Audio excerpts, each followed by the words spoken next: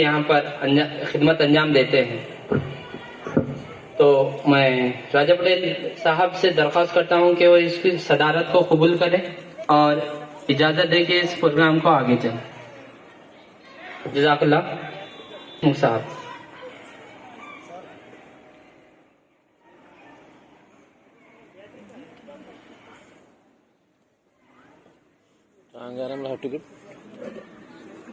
پیچھے بیٹھے بولے یار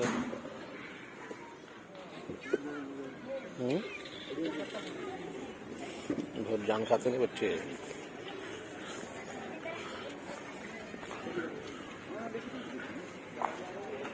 فیروز دیشمکھ صاحب سے درخواست کرتا ہوں کہ وہ راجہ پٹیل عبد الملک صاحب کو اس اعزاز سے نوازیں.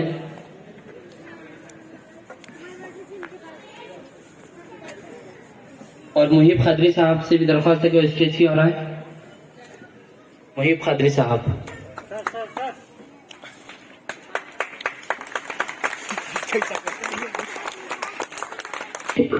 بڑی لمبی مسافت طے کر کے آیا ہوں. آپ مجھ سے بخوبی واقف ہیں کہ میں ایک شاعر، فلسفی اور دانشور کے طور پر اپنے انمٹ نقوش سماج اور معاشرے پہ چھوڑ چکا ہوں. مجھے ایک احساس شناس اور احساس شاعر کے طور پر ہر زمانے میں تسلیم کیا گیا. میں نے مشرق و مغرب کی سیاسی، سماجی، معاشی اور روحانی حالات کا مشاہدہ کرنے کے بعد یہ محسوس کیا کہ اعلیٰ انسانی قدروں کا جو زوال ملک کے مختلف دونوں جگہوں پہ جو انسانیت کو جکڑے ہوئے ہے، اس کا حل ضروری ہے. میں عظمت آدم کا علم بردار رہا ہوں، اس لیے چاہتا تھا کہ قوم و ملت میں حرکت و عمل اور جہد مسلسل کا جذبہ پروان چڑھے. میں نے اپنی شاعری کا مرکز و محور نوجوانوں کو بنایا ہے، کیونکہ نوجوان ہی وہ قیمتی سرمایہ ہوتے ہیں جو کسی بھی قوم و ملت جھپٹ کر پلٹنا لہو گرم رکھنے کا ہے ایک بہانہ. اسی کے ساتھ ساتھ میں نے خودی اور پرواز کے تصور کو بھی امت کے سامنے پیش کیا، لیکن ہمیشہ سے یہی خواہش رہی ہے کہ آپ لوگ محض اسے اشارتاً رکھیں، لیکن آپ کا اصل محور و مرکز تو قرآن مجید ہو. آپ اسے پڑھیں، سمجھیں، غور و فکر کریں، تدبر کریں. میرا ایک شعر آپ لوگوں نے ضرور سنا ہوگا، قرآن میں ہو غوطہ زن اے مرد مسلمان، قرآن میں ہو غوطہ زن اے مرد مسلمان، اللہ کرے تجھ کو عطا جدت کردار. میں چاہتا ہوں کہ آپ یہ شعر نہ صرف اپنے لبوں تک محدود رکھیں بلکہ اپنے قلوب میں پیوست کر لیں، تو پھر میں یہ سمجھوں گا کہ میرا جو مقصد ہے شعر لکھنے کا، وہ میں اس مقصد میں کامیاب ہو گیا. عزیز ساتھیوں، میں نے ہے کہ آپ امت کو متحد کرنا ہے. اتحاد کے بغیر کوئی بھی مقصد کو حاصل نہیں کیا جا سکتا. میں نے جو کچھ کہا یا لکھا اس وقت کی ضرورت تھی، اور ہر دور میں اس کی ضرورت کسی بھی قوم کو رہتی ہے.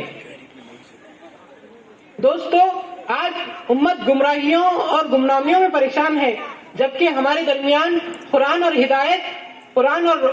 اور حدیث نور ہدایت کے طور پہ موجود ہے، لیکن پھر بھی ملت گمنامیوں اور گمراہیوں میں بھٹک رہی ہے.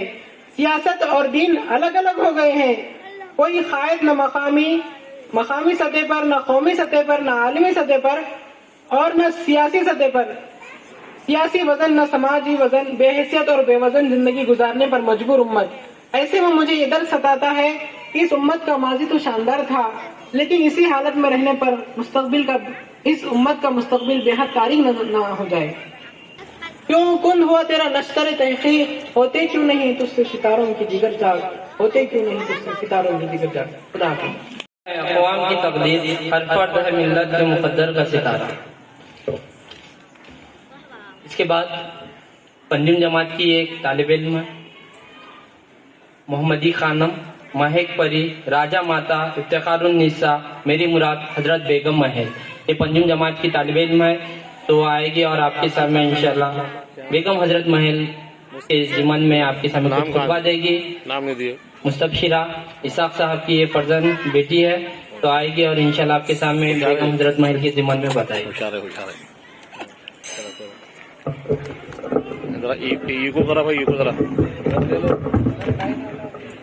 जरा इको करने लगा।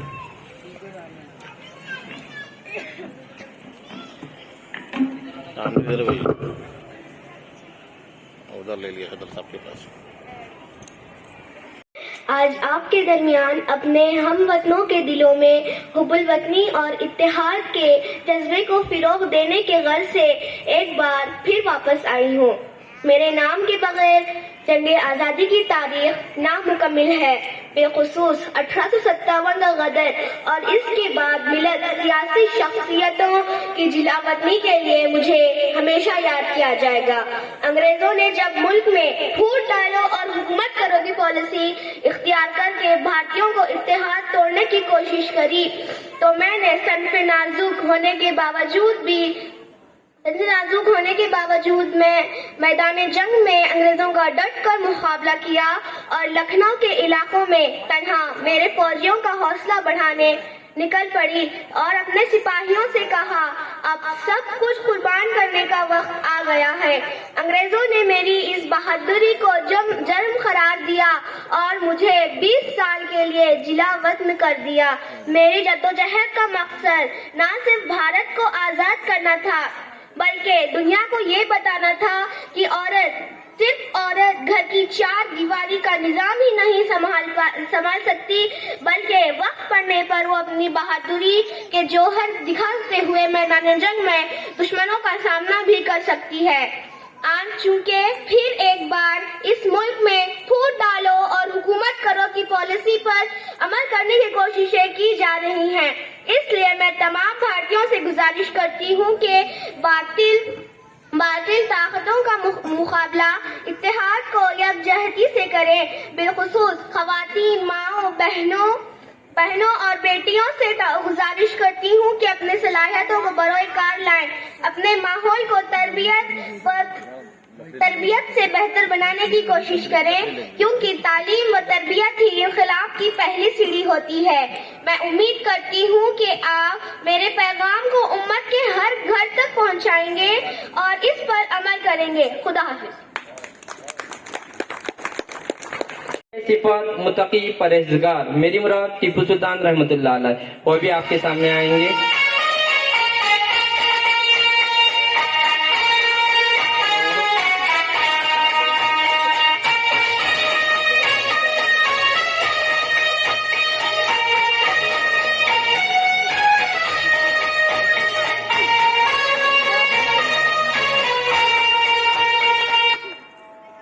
अस्सलामुअलैकुम।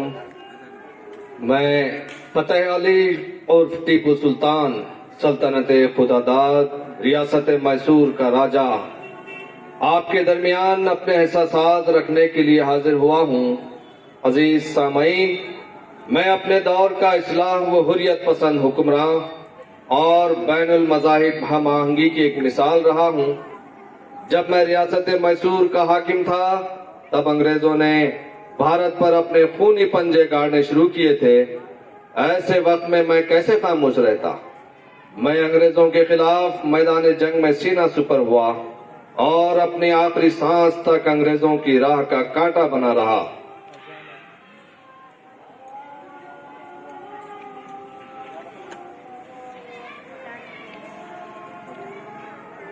अंग्रेजों ने मुझे रोकने के लिए धमकी और लालच दोनों का सहारा लिया, लेकिन मैंने अंग्रेजों की किसी तजवीज को कबूल नहीं किया और न उनकी धमकी से खौफजदा हुआ।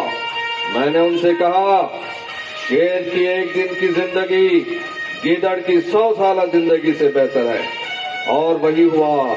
1799 में जंग श्रीरंगापट्टनम में शेर मैसूर को शहीद कर दिया गया।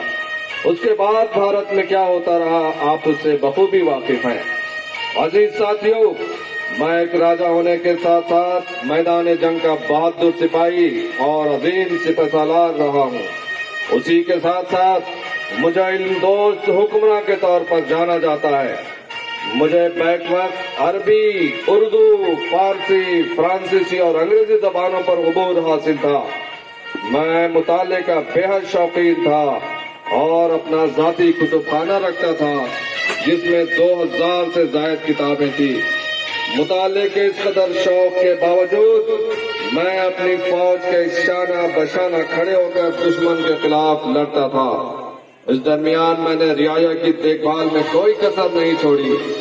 صنعت و حرفت کی ترقی ہو یا مذہبی رواداری، حکمرانی کے ہر فریضے کو میں نے بحسن خوبی ادا کیا۔ ہندو مسلم اتحاد کے لیے میں ہمیشہ کوشاں رہا۔ مجھے پتا چلا کہ سیاست کے تاجروں نے سیاست کے بازاروں میں میرے جذبہ حب الوطنی کو بھی بھیج ڈالا اور مجھ پر طرح طرح کے الزامات لگائے، لیکن یہ سب بے بنیاد باتیں ہیں۔ اس لیے آپ لوگوں سے میری گزارش ہے کہ میری تاریخ اور کارناموں کو اثر نو پڑھیے اور خود ہی فیصلہ کریے۔ آج بھی ملک کو اتحاد کی ویسی ضرورت ہے جیسے میرے زمانے میں تھی۔ میں امید کرتا ہوں کہ آپ میرے پیغام کو سمجھیں گے اور اس پر عمل کر کے بھارت میں اتحاد، امن اور بھائی چارہ قائم کرنے میں معاون و مددگار ہوں گے۔ خدا حافظ۔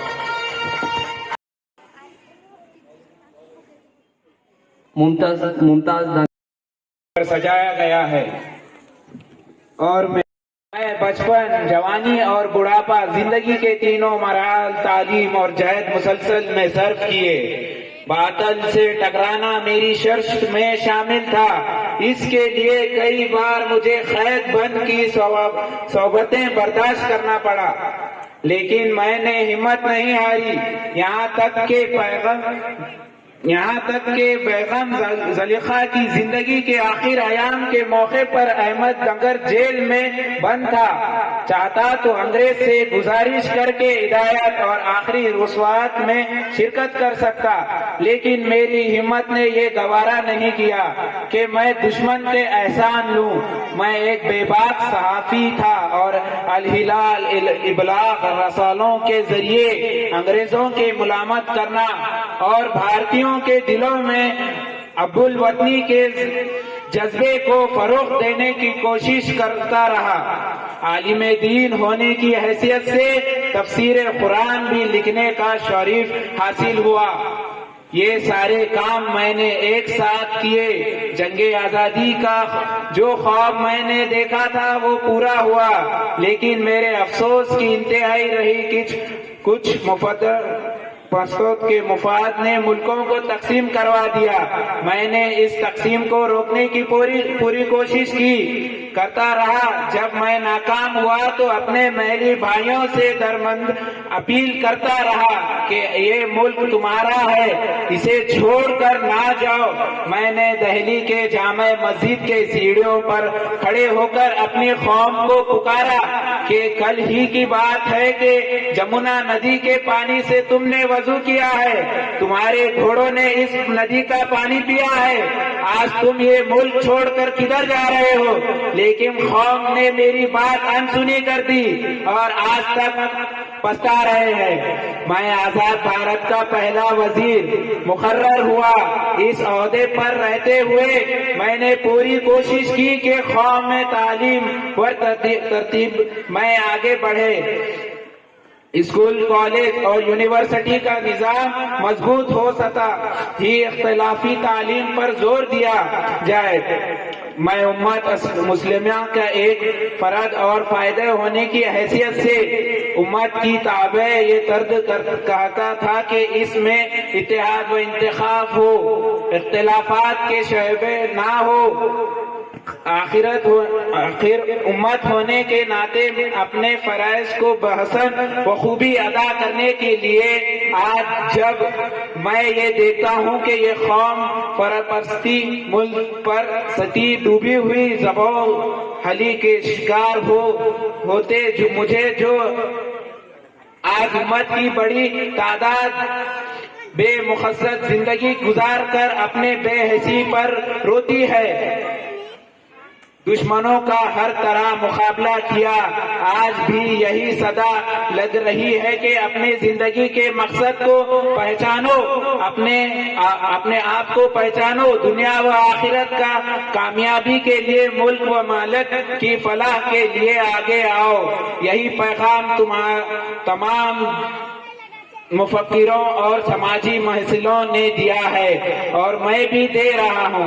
मैं ये उम्मीद करता हूँ कि आप मेरी इस आवाज को सदा फाउंडेशन के इस स्टेज से कबूल करेंगे। खुदा हाफिज।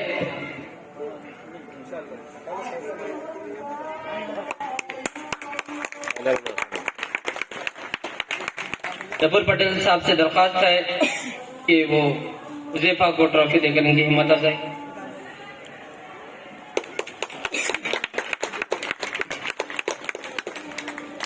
मौलाना नौशाद साहब से दरख्वास्त है कि वो मुस्तबशिरा को ट्रॉफी देकर इनकी हिम्मत अफजाई करें।